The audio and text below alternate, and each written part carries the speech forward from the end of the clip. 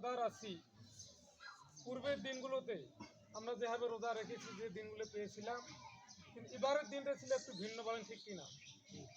যে এবারের দিনটা এমন যে কোনো কর্ম নেই এবং নয় ঠান্ডা নয় গরম। আর আমার মনে হয় যে কোনো পেরেশানি, যে কারোটা যে শরীরে ঘাটতি, ওটা মনে হয়নি, বলেন ঠিক কিনা? আল্লাহ পাক আমাদের জন্য এবারে রমজানটা একদম অনুগ্রহ করেছেন আর কি, আমাদের জন্য আরামদায়ক করে দিয়েছেন। এবং পাশাপাশি আজকের যে দিনটা, আমরা খোলা ময়দানে নামাজের জন্য এসেছি, কিন্তু রোদ নাই। মনে হচ্ছে যে আল্লাহ পাক এই মেঘ দিয়ে আমাদের সামিয়ানার ব্যবস্থা করে দিয়েছেন, বলেন সুবহানাল্লাহ। তো আমরা একটি মাস রমজানের পর এরকম একটি দিন পেয়েছি। এই দিনটা হচ্ছে দুটো দিক, যেমন আজকে খুশির দিক, অনুরূপভাবে আজকে একটা দুঃখেরও দিক। কেননা যারা আমরা রোজা রেখেছি, আল্লাহ পাক যদি আমাদের রোজাটাকে কবুল করে থাকেন, তাহলে আজকের মতো খুশি আর এই খুশি রাখার কোনো জায়গা থাকবে না। আর যারা আমরা এত সুন্দর একটা পরিবেশ পাওয়ার পরেও যারা আমরা রোজা রাখতে পারিনি, তাদের এই জীবনে ব্যর্থতা, এই একটি মাসের ব্যর্থতা, আজকের এই ব্যর্থতা, এর চেয়ে বড় ব্যর্থতা তাদের জীবনে আর নেই। এজন্য আমরা যারা এখানে এসেছি, আল্লাহ পাক যেন আমাদের এই একটি মাস যে রোজা, আল্লাহ পাক যেন কবুল করেন।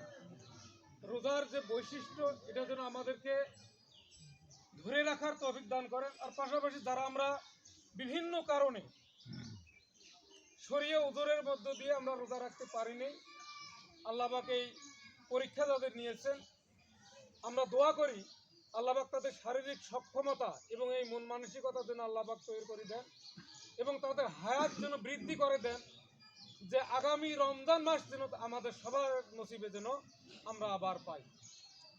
এজন্য আমাদেরকে আশা করা দরকার যে আল্লাহ পাক আজকে আমরা এই একটি মাস রোজা শেষ করেছি, আল্লাহ পাক যেদিন আমাদের হায়াতে জিন্দেগি শেষ করবেন, সেই মাসটা যেন রমজান মাস হয় এবং যে দিনটাতে আমাদের মৃত্যুবরণ করাবেন, সেই দিনটা যেন শুক্রবার হয় এবং যে স্থানের মধ্যে আমাদের মৃত্যুবরণ করবেন, সেই স্থানটা যেন জায়নামাজের মধ্যে হয় এবং ওই সময়টা, যে মুহূর্তে আমাদের জান কবজ করা হবে, ওই সময়টা যেন সিজদার মধ্যে হয় এবং আমাদের মুখে যেন কালেমা যেন থাকে। আমরা এই মৃত্যু আমরা আল্লাহ পাকের কাছ থেকে আমরা আশা করি এবং চাই।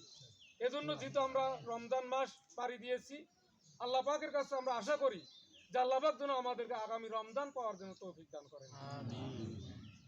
প্রিয় উপস্থিতি, সেই সঙ্গে সেই রাসূল পাক সাল্লাল্লাহু আলাইহি সাল্লামের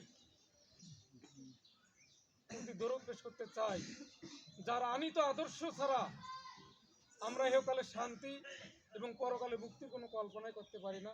সকলে বলি সাল্লাল্লাহু আলাইহি ওয়াসাল্লাম। সেই সঙ্গে আজকে আমরা দোয়া করব, যারা আমাদের এই মাতৃভূমিকে টিকিয়ে রাখার জন্য, আমরা জানি এই বাংলাদেশের ইতিহাসে অনেক ঐতিহাসিক ঘটনা রয়েছে। তার মধ্যে স্মরণীয় ঐতিহাসিক ঘটনা হচ্ছে আমাদের বাঙালি জাতির জন্য যে মাতৃভাষা বাংলা ভাষার জন্য আমাদেরকে যুদ্ধ করতে হয়েছে।